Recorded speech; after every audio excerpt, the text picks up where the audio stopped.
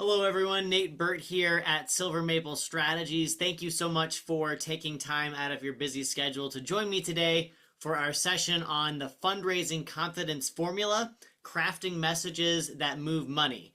We will get started here in just one moment. I'm going to let whoever is available finish dialing in and getting set up, and then we will go ahead and get started in just a moment. Again, I'm Nate. Thanks so much for being here. We'll kick things off in just a moment.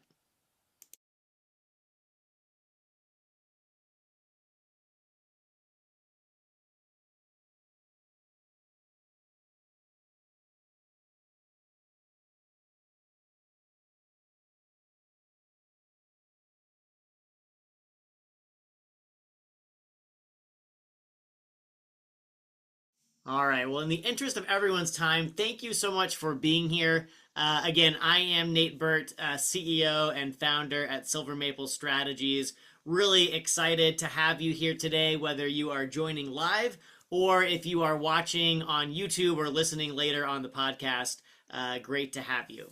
So I'm going to go ahead and dive into the material, and I want to say up front, this is designed to be interactive. So if you have questions, comments, feel free to drop those in the chat, and I'll do my best to get to as many of those as possible during today's session. And of course, you can always reach me on LinkedIn or at nate@silvermaplestrategies.com via email. Very happy to continue the conversation there as well. All right. So let me give you a preview of where we're going today. So I've got some free resources for you that sort of dovetail very nicely with today's topic of building messaging confidence within your nonprofit. So we'll talk about that. I'll give you some quick housekeeping items just so you know kind of what to expect as we go through today's session. Give you a little background on who I am and why you should listen to me. Again, as I always like to say, it's a choice. Like, you don't have to listen to me. I wouldn't take what I share as the gospel. And if it can be helpful to you or perhaps reinforce something you're already doing within your nonprofit, then I hope that can add value to you. Give you a little bit about who we've helped. Then we'll dive into the real, the meat of the conversation today, those fundraising confidence challenges that we are seeing here at Silver Maple Strategies today. Give you a little sense of how we go about working with our clients to address issues like this using the resilience leadership model. Excuse me. And then we'll go through 3 shifts you can make as you are thinking about how to message in your nonprofit, whether you are a communications leader, whether you're the executive director, whether you're a board member, shifts you can make to boost your confidence. That's going to make it easier to ask for the money you deserve to do the impact that you alone are uniquely qualified to deliver. Wrap up with some homework, and then I have a quick feedback survey at the end. If you complete that survey, you'll get the resource automatically. If you don't have time for that or you've got other things going on, that's okay. We'll get the resources to you no matter what as a follow-up via email. All right, that's a quick look at where we're headed. And so let's go ahead and dive into the material. So I promised you some resources at the outset today, and so I want to make sure you know that going into this, you're going to get a few benefits after being here today. So number one, I put together a free fundraising confidence cheat sheet. It's going to have some of the key ideas and messages from today's session. It'll also include the package that I send will include a replay of today's session. So if for whatever reason you have to log off, you'll get the full recording. So no worries there at all. My team has actually put together this great resource. My marketing strategy partner, Audrey, built this nonprofit resilience quiz. And in 2 minutes or less, it's designed to really give you sort of a map and some recommended actions depending on where you are at in your growth and impact journey as a nonprofit. So I will make sure that as a thank you for joining today, I will go ahead and drop a link to the quiz at the end of today's session in the chat so you can make sure to get that. Again, if you have to log off, that will all be sent to you via email.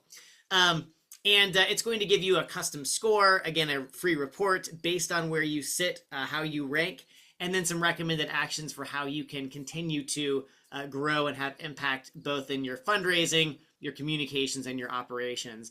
And then also happy to share some additional resources. We have a free email list, a podcast that publishes a couple of times each month, and a YouTube channel where trainings like this one are included completely free of charge. So again, we'll make sure you have access to each of those, and if they can be helpful to you, then I would encourage you to take advantage of those.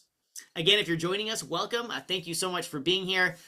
Be sure as we go through today, if you have specific questions or comments, or just want to say hello, feel free to drop those in the chat. And again, I'll get to as many of those as I can during the course of our session today. Okay, so a few housekeeping items. First of all, I would strongly encourage you today to focus on just giving this content your attention. You're welcome to take notes. I'm a big note taker. I come from a journalism newspaper background, so I get it.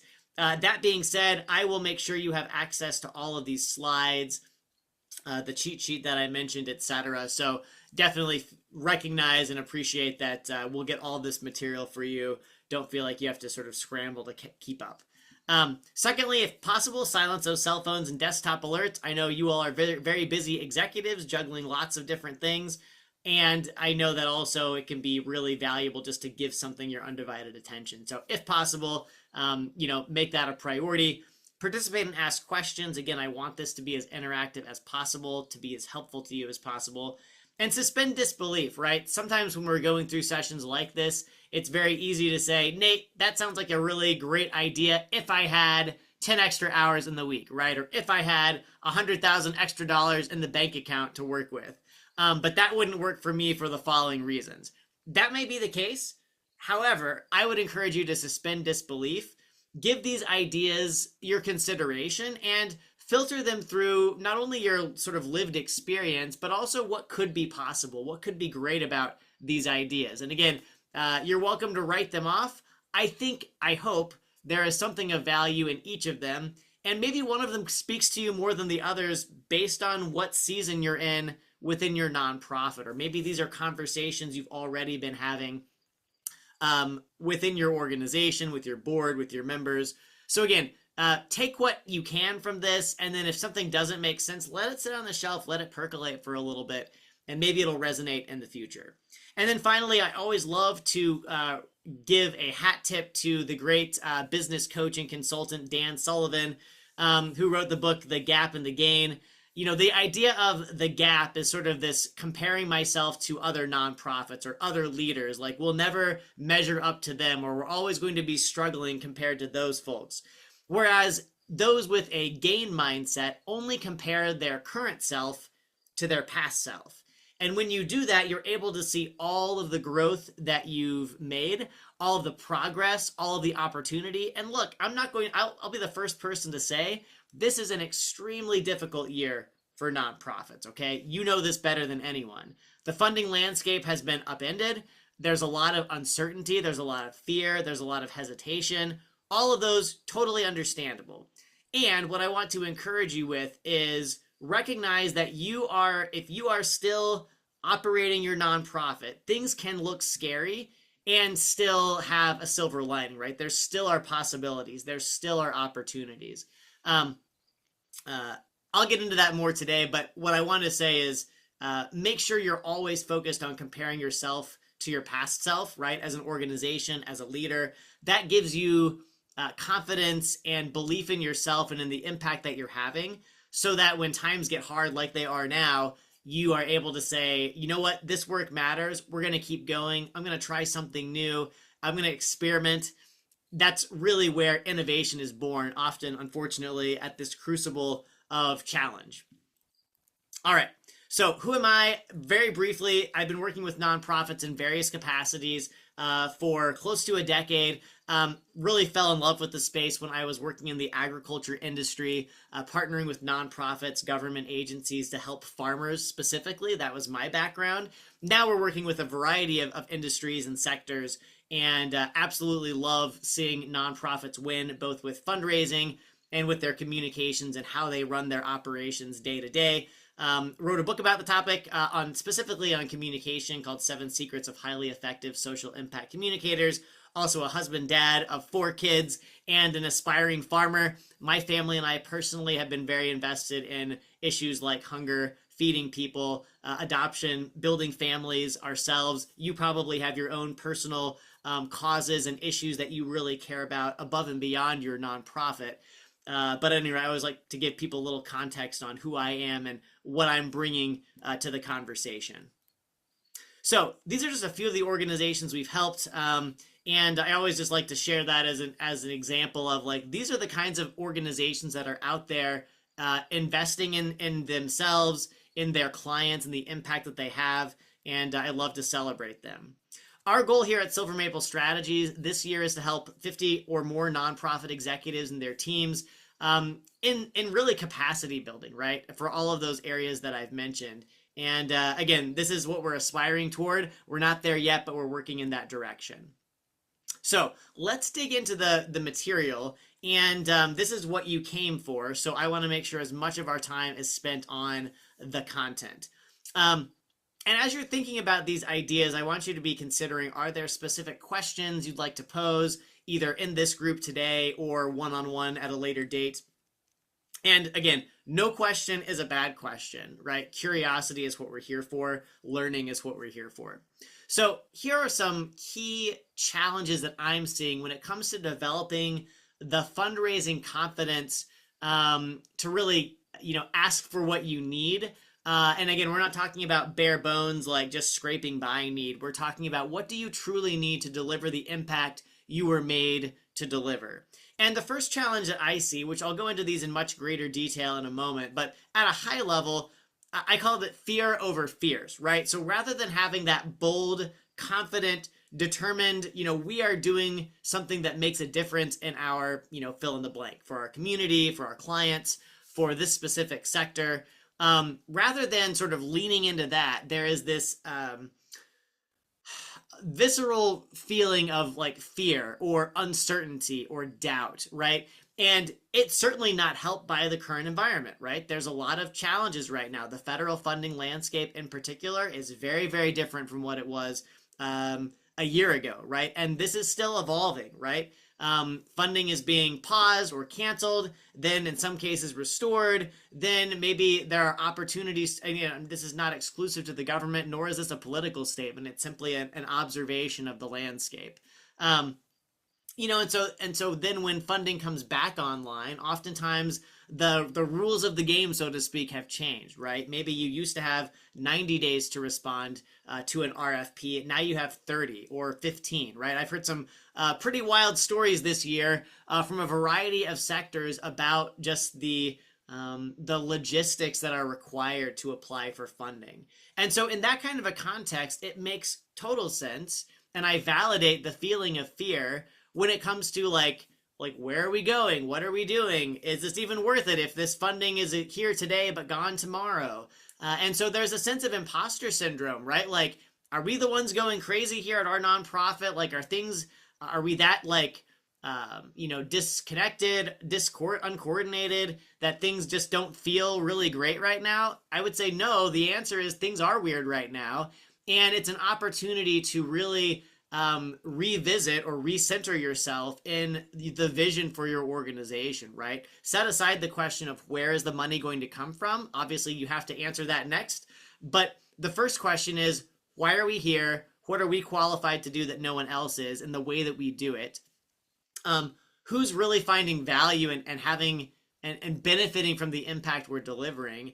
And what is the path, or what are some possible scenarios or pathways to continue having that impact? And again, not on a shoestring, not just scraping by, but in a way that's truly materially, meaningfully different for your clients and for society at large. So we'll talk more about how to go about making that shift in a moment, but that's sort of the key first challenge that I think is on a lot of nonprofit leaders' minds today, unfortunately.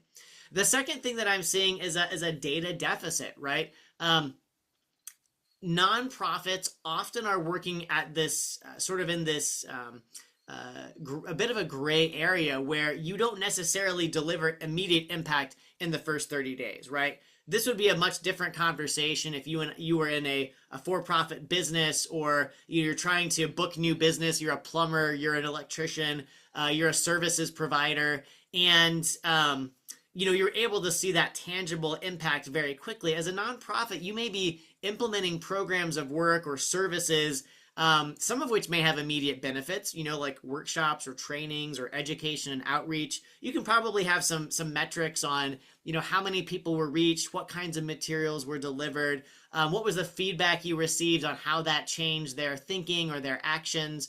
But there are longer term programs oftentimes in nonprofits that take 6 months, a year, multiple years, to really start to have material impact on changing people's habits, shifting how systems work, right? I come from the agriculture industry where there's been conversations for years and decades on how do we shift to a more sustainable or regenerative farming system? Like, what are the implications up and down the value chain? What are the technologies, the conversations, the interlinkages that have to happen to make that those kinds of marketplaces economically viable, beneficial for farmers, for buyers, for environmental, landscapes? And so these are big issues that take time. And so consequently, a couple of challenges happen here. One is that it can be hard to sort of pinpoint what are the metrics, the data points, day to day, month to month that we can actually be capturing and tracking to demonstrate progress. My business coach, Ed Gandia, likes to call these key indicators of progress, right? We think about KPIs in a business or a nonprofit context where it's like, these are the numbers and data points that exactly show how we are tracking from a revenue standpoint, from an operations standpoint. That's not what we're talking about here, right? A key indicator of progress is these are examples or things that you can point to or look at that maybe aren't a number or a data point per se, but they show we're having momentum in the right direction. So maybe our conversation, so an example might be in a nonprofit context, our conversations with funders are getting easier, or our talking points are more aligned so that funders are more quickly asking us to share more information, or they want to co-create a proposal together, whatever the case might be. Or internally, we are more aligned than ever on these are our financial targets, and these are the steps each of us is taking to move in that direction of securing the necessary revenue to have the impact we want. So again, when it comes to data deficit, there are ways to work around this, but the issue is oftentimes we're so focused on the work itself or just the nebulous nature of how do we demonstrate impact that the result is sort of inertia, right? We don't, nonprofits maybe don't collect data at the level they would like to, or that the level they think funders might need to have greater confidence making an investment. So finding ways to overcome that, we'll talk a little bit about that in our messaging discussion today. And then finally, what I call the pie problem.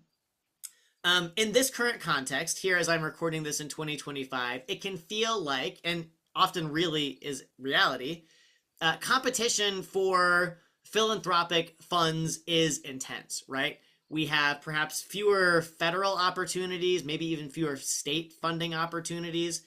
And so consequently, whether in reality or in mindset, or maybe probably more likely somewhere in between, the idea that we tell ourselves is the line out the door at the private foundations, for example, or other kinds of funding institutions has grown enormously because folks who were getting funding from the government and other places are now having fewer options. There's less money on the table, and so we really need to it's the competition is more fierce, and the pie is shrinking, right? Or the pie hasn't changed, and now we're scrabbling over who gets the crumbs left over, right? So we'll talk more about this today, but what I want to encourage you is the pie that you think is there may not be the actual the reality, right? There's actually some relatively recent research suggesting that in the next several years, the next 4 years or so, funding from private foundations, donor-advised funds for nonprofit work is actually going to be very robust and healthy. Yes, obviously 2025, for a variety of reasons, has been challenging, and there is reason to be optimistic. Additionally, beyond that, there are other avenues, creative ways that you might be able to unlock funding that you haven't considered. New programs or new processes or strategies like corporate engagement, for example. Are there opportunities there to build something from scratch in partnership with a funder? So let's talk a little bit more about that in a moment. But again, the pie problem is simply this idea of, look, it feels like the pool of funding for nonprofits is fixed, and the competition is more fierce than ever. How am I going to get out of this? How am I going to break through all of the noise and the competition for those scarce dollars? So when we talk with clients, we like to suggest there's a better way to frame your messaging, your outreach for fundraising. And so there are 3 shifts I'm going to walk you through now. And again, as you have questions, feel free to drop those in the chat. I'll be happy to get to those throughout the session today. The first shift is to permanently leave behind this idea that I can only ask for money for a minimum viable product, right? Again, I see nonprofit leaders struggling with this regularly, and it comes from an honest place, right? You're doing work that matters for the public benefit. You're not doing this to make a profit. You have a board to report to. You have the clients that you serve. And so there's a sense of like, I'm just going to ask for the bare minimum to get what we need to help our clients and to just live to see another day. The challenge that creates is that it puts you in sort of a hamster wheel where you're always in the mindset of we've got to go find more funding. We're spending this down. We've got to go find more, or we're going to be out of operations. And so I believe there's a better way to look for more. Like, think about what is the impact you truly want. What are the outcomes you want to deliver? And then use that to back into the numbers, right? The budget, the ask, the messaging, to really articulate to funders, what is the bigger vision here? What is the bigger impact that can be delivered? And what is it going to take financially to get the job done? Shift number 2 is really focused on appreciating where you've been and where you're going, right? And that happens when you document your impact. So getting better systems in place, coming up with maybe new or modified options for really capturing data and insights about the momentum and the impact that you're having, so that when it comes time to build funder-facing messaging, you have an ample, sort of a toolkit of resources, insights, testimonials, etc., that allows you to tell that story more effectively faster. And then finally, the third shift here is to consider baking a new pie or growing the slice of pie that's already on your plate, right? There are ways to ask for funding, to think more out of the box, so to speak, about funding and asking for money. That is going to, I think, help you leave behind this idea that the pie is fixed, it's getting harder, and actually help you point, and you and your team, if you have one, in the direction of there are opportunities here. We can be even more strategic here. We are creative. We are capable. That's the goal. So let's get into those shifts. And looks like I forgot to plug in the text here. Are we ready to go? If you're excited about this, if you think there is opportunity and you're ready to learn more, go ahead and type yes in the chat, and I will know it's time to get started and move on to the next slide and our guidance here. Excellent. All right, I see several yeses. Thank you for that. That's great. So let's go ahead and move to our first shift. And I want to talk a little bit about abandoning the minimum viable product mindset.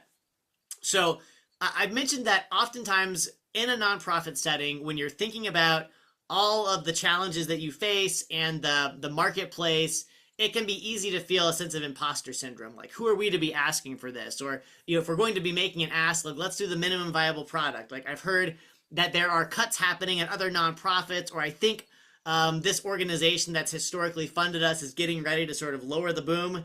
And so we might as well just anticipate that and preempt it by asking for less than we normally do, or maybe, asking for the bare minimum. What I want to challenge you with is, the impact that you want to have. If you don't, maybe that's a place to start, right? What is the desired impact, right? The boat has been rocking around this year.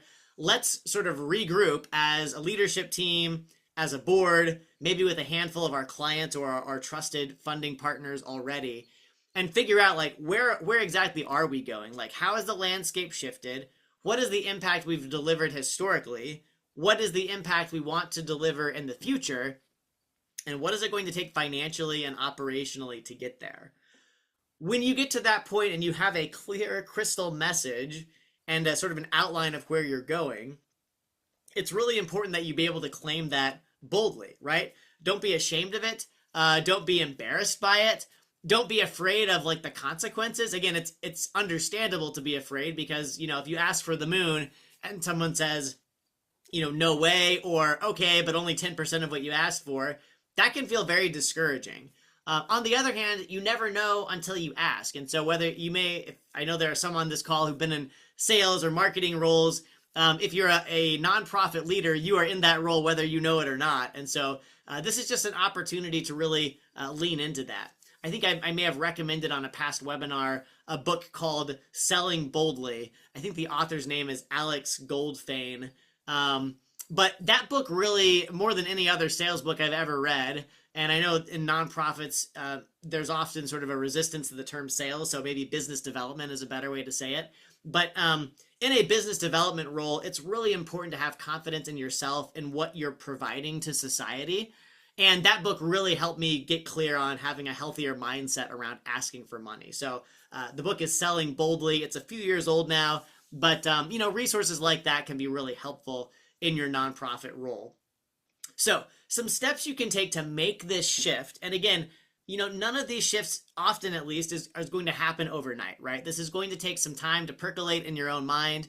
It's going to take time as you talk with your team or your clients or other funding partners. The more that you implement these steps, though, the more you're going to have a sense of clarity around your purpose, a sense of direction. And so just integrate these slowly. And again, as you think about these shifts, one of them may stand out more than the other. So I encourage you to focus on that one first, right? Think about what you gravitate toward, unpack that a little bit. Why are you drawn to that? What circumstances are happening right now that maybe make that one a priority? And then what's the first step that you can take to move in that direction, right? This is not going to happen in overnight or maybe even in 30 days. But over a 30 to 60 day period, you can make some really impressive traction by really focusing in on one of these shifts and then one of those steps within that shift. So let's walk through these steps shift by shift. The first step I recommend here is, and again, these are not necessarily in numerical order of priority, but you could certainly follow that cadence if you wanted to.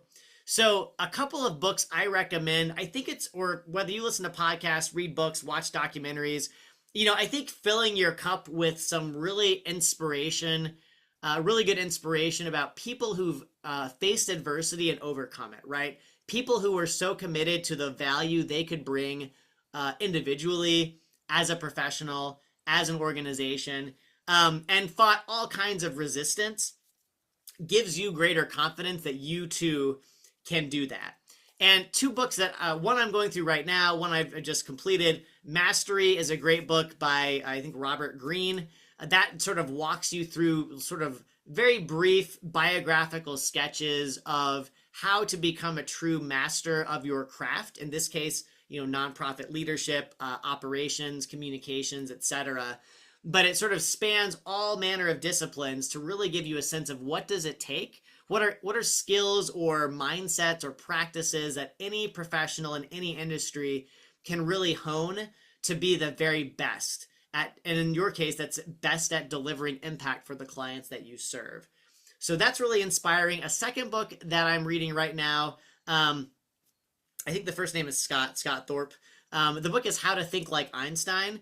And that book is really challenging me right now as I work with clients on breaking out of the box on nonprofit fundraising, how to challenge convention, think about the rules that, are historically applied to nonprofits. I'm not talking about, breaking the rules or committing crimes whatsoever, right? I do not endorse or condone any of that.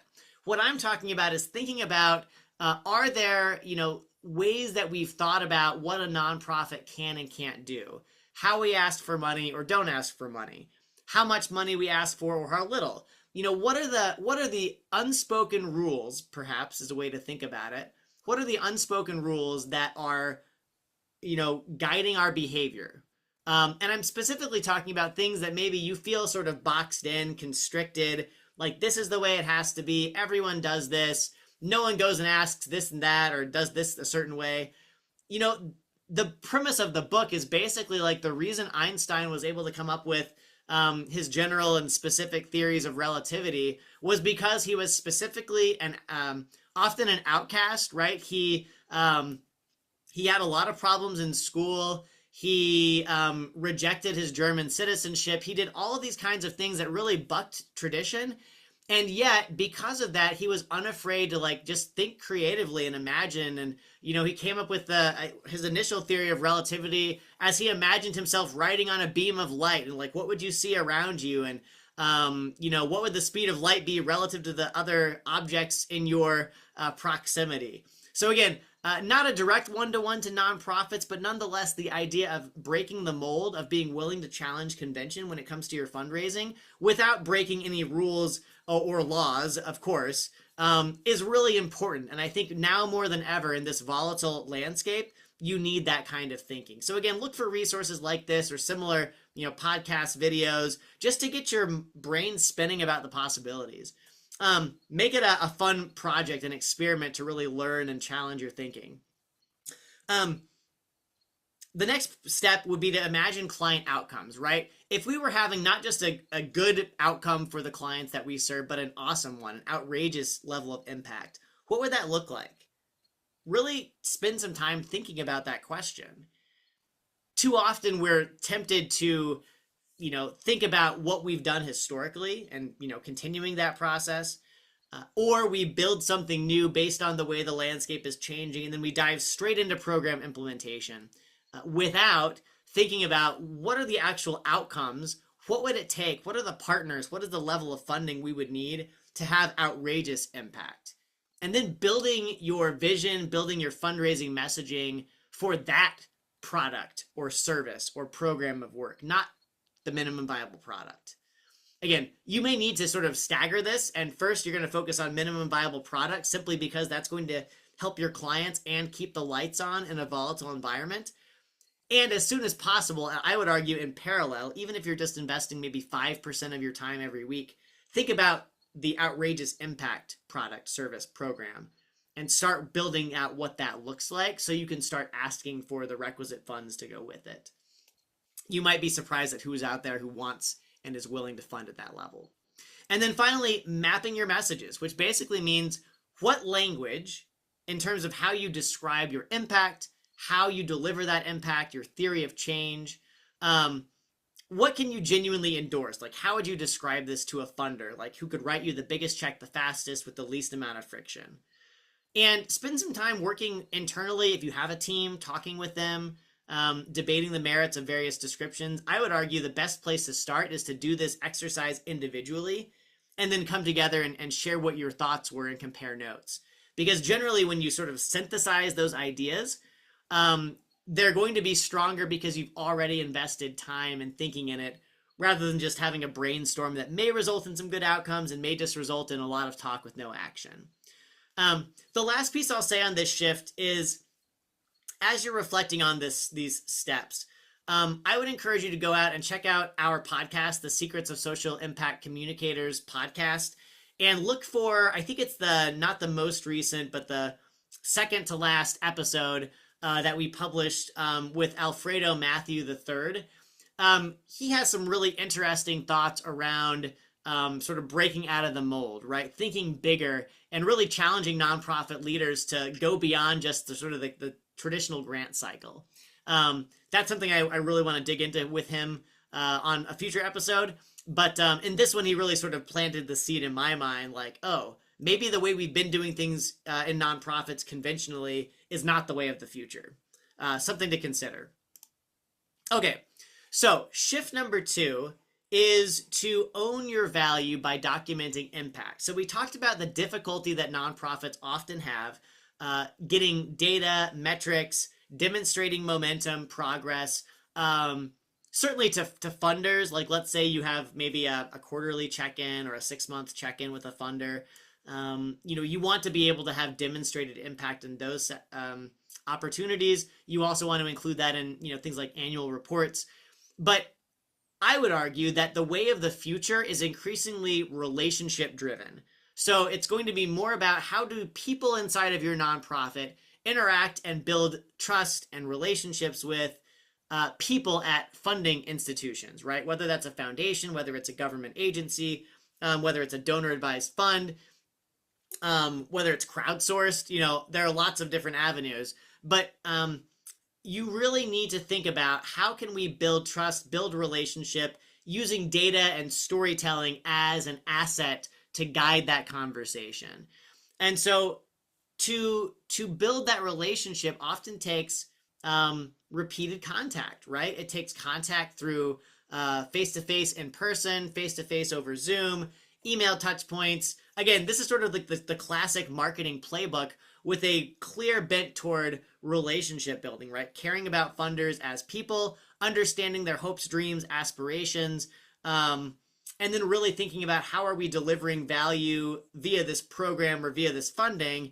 But beyond that, how are we delivering learnings? How are we delivering insights? How are we helping this funder become smarter at their job so they know where they should be investing their resources in the future? What should we be building together that maybe doesn't exist today?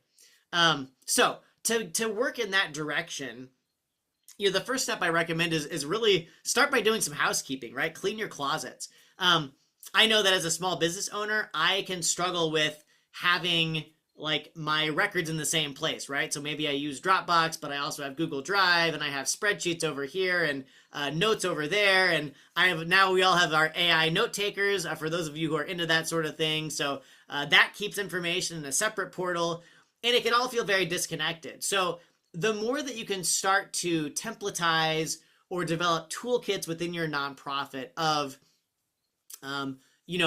documentation that you might need on a regular basis when you are engaging in fundraising activities. So that could be staff biographies. It could be case studies or testimonials of the impact you have. If you have data or if you're beginning to the process of collecting data, like organizing it in a unified spreadsheet or some sort of a document where you're able to just drop in and copy and paste lots of different disparate resources into a single place that you can share and update as needed. That's, again, I'm not talking about rocket science or investing thousands of dollars each month in a nice software. Again, if you've come to that point and feel like it will be helpful, by all means do that. The first thing I think is just find a very technologically dumb way, like I use, documents to start organizing things so that when it comes time to having a meeting with a funder, putting together a grant proposal, developing a corporate engagement strategy, you have those insights at your beck and call. Step number 2 is, ask and be granted. So this is sort of like Aladdin going to the genie's cave and, the genie says, make your 3 wishes. What I'm saying in this case is that oftentimes one of the challenges nonprofits face in not having data is that they simply haven't asked for it. So it may be that you already have a survey or 2 that you're using in programs. A lot of times what I find is nonprofits maybe survey clients at the beginning of an engagement, they run the program of work, and they survey them at the end to see what changed. That sort of A/B or like, what changed over time, maybe using Likert scales where you're like numerically ranking things. That's fantastic. Like keep doing that. And, data can come in other forms, right? So it may be a once a month email or a quick 15-minute conversation with a client to say, hey, how are things going? Like, give me a couple anecdotes of like, what's working or what have we learned this month? Because I think as a nonprofit, you increasingly need to move into that relationship management mode with your funders. And part of that is not just sharing metrics of how the program is going or how much of the money has been spent down, but it's what are you learning, right? What's changing for your clients? How is the landscape shifting? What are the trends you're noticing? Get those insights. And oftentimes, yes, as a nonprofit, you're going to have a lot of those yourself. And it's also true that where you're having impact is with your clients. So get it from the client's perspective, right? Video is a really powerful medium, I think increasingly so, especially among younger, Gen Z, Gen Alpha. And those folks are going to be moving into funder roles at private foundations, in family offices. And so think not just about, and again, this doesn't have to be a high-tech solution, but think about ways to capture not just written insights or spreadsheets or charts or graphs, but also about just quick videos, like talk with your clients. How's it going? What are you learning? What was hard this month? What are we going to be adapting or pivoting to really have the best, greatest impact possible? Think about ways to sort of capture these progressively. Again, I would consider maybe picking one client to start and one topic. Maybe it's like a monthly check-in. If they're comfortable being on video, maybe it's a quick 2-minute conversation about what's one thing you learned, what's one area of impact. Share a story or something that really resonated with you, and then share something that you're going to be adapting or looking to learn or looking to evaluate in the next 30 days. Bundle that video over to existing funders. Think about that as an asset for prospective funders. Like, this is an example of the real-time feedback that we're getting based on the work that we're doing. Again, that idea was sort of off the top of my head, but you and your colleagues will be able to get really creative.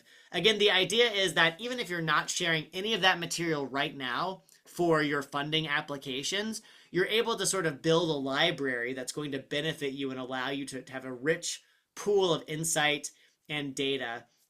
The other thing I would say is that nonprofits, I think, are at a period of transition when it comes to using artificial intelligence tools. There is a lot of resistance. That's very understandable, right? What is the impact on the environment? What is the impact on, various communities? What is the impact on employment? So you're going to have to answer some of these questions on your own. But if AI is something that you're experimenting with or you're curious about, you feel like there might be opportunities to add value to your clients, to your organization, with that while mitigating any downside risk of harm. One thing to consider as you start to collect data is, like, how can we leverage this within AI to study all the things that we're learning and strengthen our funding proposals, ask us better questions so we can really think through the next steps. Again, the more data that you're able to capture, obviously following whatever protocols or rules you've established, aligning to any ethical norms that you've identified that you believe and will commit to, hold the line on. Within those rules, again, as you capture these stories and data, think about leveraging AI as a partner in improving your impact, in growing your capacity for fundraising. And then finally, just building better systems, right? Thinking about qualitative stories, anecdotes, vignettes, case studies, and quantitative survey data, feedback from our clients, etc., to track every program or service. And again, not doing this in an onerous way. Maybe there's just 1 hour per month that you block off just to do an analysis, just to compile things, or maybe send a few notes or make a few phone calls to clients just to get a quick update. Again, I certainly encourage you to do the bare minimum when it comes to reporting to funders. What I'm talking about is sort of taking it to the next level of working data and insights collection, learnings collection into your day-to-day operations, even if it's once a month, so that when it comes time for making a new funding request, when it comes to meeting with the funder for the first, second, or third time, you have all of these additional insights and nuggets of wisdom that you wouldn't have had if you hadn't made that investment in the first place. All right. I'm going to move to shift 3 now, but first I'm going to take a drink. If you have questions, please feel free to drop those in the chat. I'm dropping a lot on you right now, so I understand if you're still trying to process everything, that's completely okay. But I'll take a drink, and then we'll move on to the next shift, and I'll look for any questions you might have.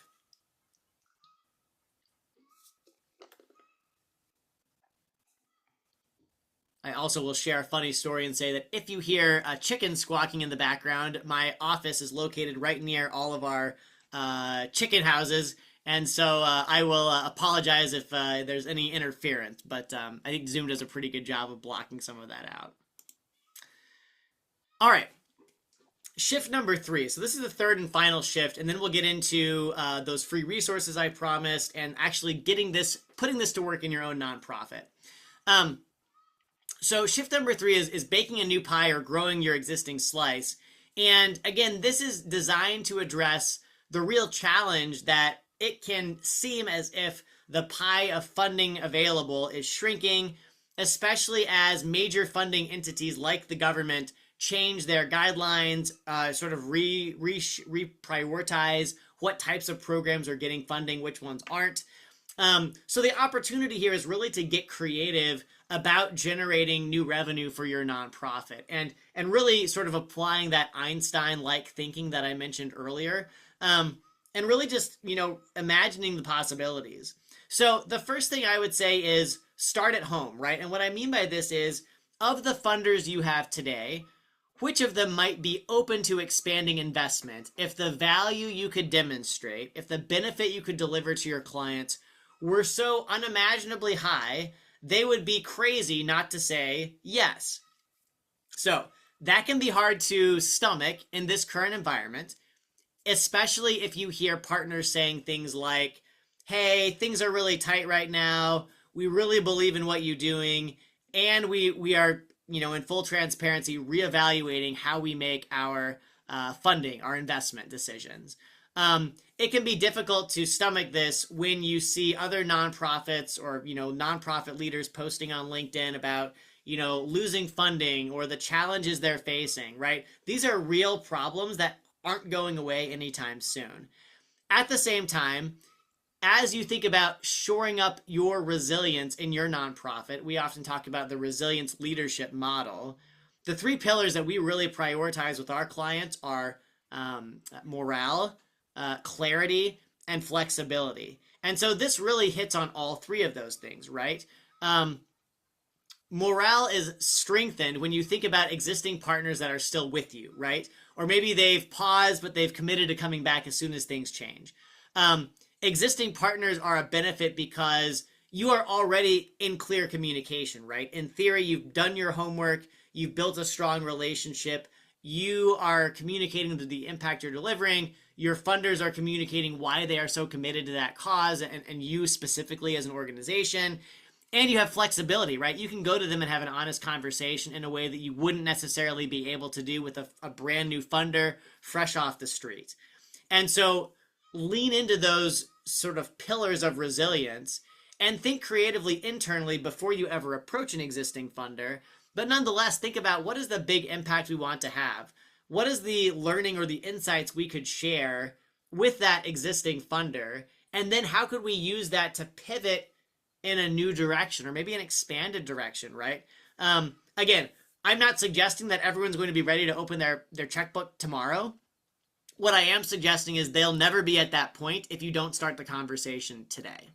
So think about opportunities to initiate that conversation, really get clear on what is the financial target, what is the desired impact, the outcomes you want to deliver, what are you already down the road on today? Like, is that program, is that initiative the right place to start? Is there something you could start in parallel? Or is there a completely new direction? You just need to upend the status quo and try something completely different without disrupting that funder relationship. So think about that, start at home. Step number 2 is really think about this question I mentioned earlier. And again, I'll credit my business coach, Ed Gandia, for helping me think about this. Who could write the biggest check the fastest with the least amount of friction, right? Oftentimes, when I work with nonprofits, one of the challenges they encounter is, there are boundless areas of opportunity, right? Once we get to the point where it's like, okay, I see the possibility. Now the question is, how do I filter this big old wish list that I have of, like, this organization will be great. We talked to these folks 3 years ago. These folks just announced they've given a bunch of money to nonprofit ABC, so why not us too? All kinds of questions racing through your head, as they should be. So one of the first exercises we often go through is to say, okay, let's think about your prospects and filter it through this very specific lens, which is big check, fast, and least amount of friction. And again, you may not be completely sure, but you may have some hypotheses, right? Again, your colleagues within your nonprofit can be a great resource. AI can be a great strategy partner thinking this through with you. And oftentimes what we do is, for example, if we're talking about corporate engagement, maybe we're starting with just a very specific industry. Maybe it's finance, maybe it's healthcare. Again, think about industries that are aligned with the work that you do. And then thinking about, okay, of those types of organizations, let's think about their annual revenue. Let's think about past experience working with them. Let's think about, do they have a philanthropic arm of that organization? Can we find specific individuals? Do we have a clear sense of the kinds of funding they invest in? Like, are they in my backyard in my community where I could go and have a face-to-face conversation? Again, that none of those are prerequisites to getting funding, but this exercise is designed to start helping you develop some practical filters that get you actually out there setting meetings, really learning about those funders.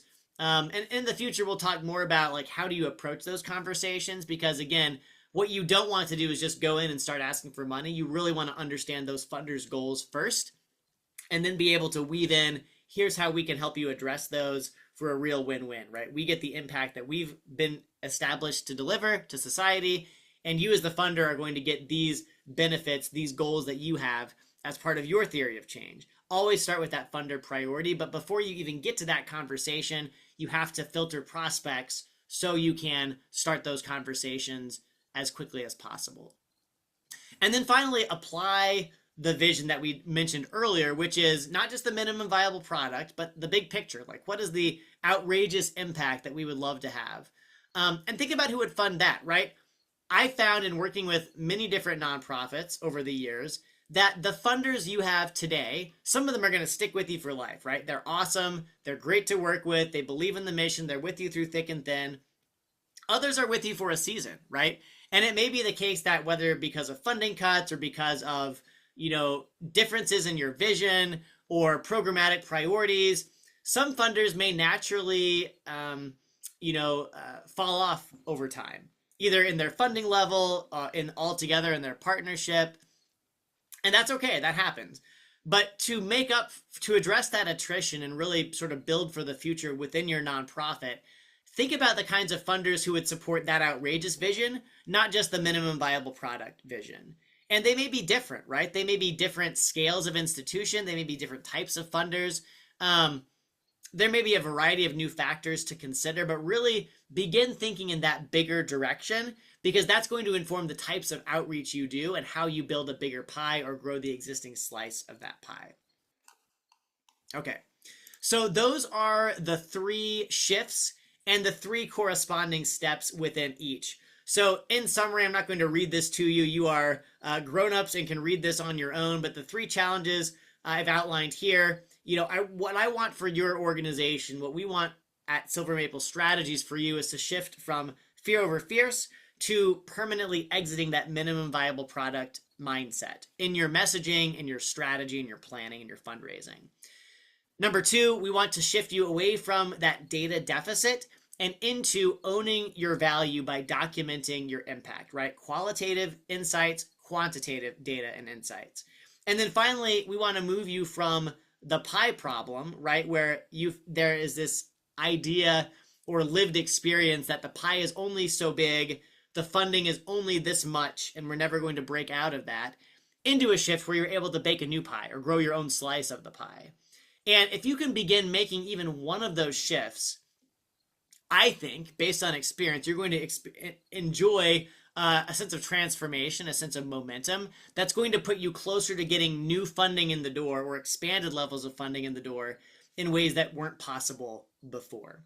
So to make this really practical for you, I want to ask you, of the 3 shifts we've talked about today for increasing your fundraising confidence, how you talk about what you do so that you're able to bring in money to do the impact that only you can deliver, which of these 3 shifts feels the most urgent? You don't have to answer this publicly. If you want to in the chat, you're welcome to, but I certainly don't expect that.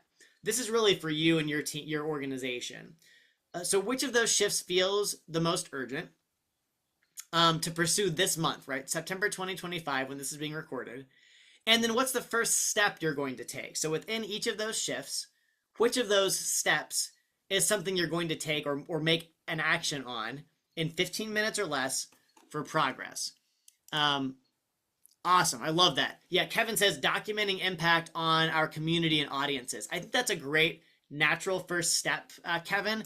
And part of the reason is because those are things you already, in theory, have at your disposal, right? If your nonprofit has been around a year or maybe dozens of years, ideally you have some of those data points, some of those wins on the scoreboard, so to speak. And if you don't have, specific documentation, you at least have anecdotal evidence. You can then go out and capture some additional data, stories, case studies. So yeah, I love that as a first shift to focus on and a first step to take. That's fantastic. Thank you for sharing that. All right. I always like to share a quote as we move toward the end of our session together. And this is from Kurt Vonnegut. I got this from Goodreads. He wrote once, "We are what we pretend to be, so we must be careful about what we pretend to be." Let that sink in one more time. We are what we pretend to be, so we must be careful about what we pretend to be. I felt like this really summarizes today's conversation nicely. A lot of what we're talking about here is going to feel uncomfortable. When you're asking for money, when you're thinking bigger than you've ever thought before, potentially, when you're in this volatile landscape where everything seems to be the sky is falling because fill in the blank, thinking differently, pretending to be something different feels vulnerable, feels risky, feels scary. The reality, though, is that the best things that we have in our society, the best relationships that we enjoy, whether that's with a partner in a marriage or in a church community, a faith community, in our business or in our nonprofit, all of the best things happen because people were willing to be vulnerable, to ask for more, to dream bigger. And that's no different for nonprofits relative to the corporate world, right? Nonprofits are doing work that matters. You do work that matters. You can't do the work without money, right? That's how the world works. Maybe one day we'll live in a utopia where that's not necessary. But until that point, it's really important to think about pretending to be and growing into something different, better, more impactful than ever before.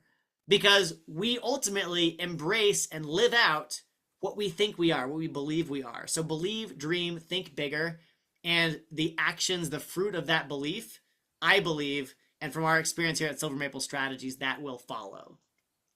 All right. So if you are so kind, I would be very grateful. And this is how you get your free resource that I mentioned earlier, that cheat sheet.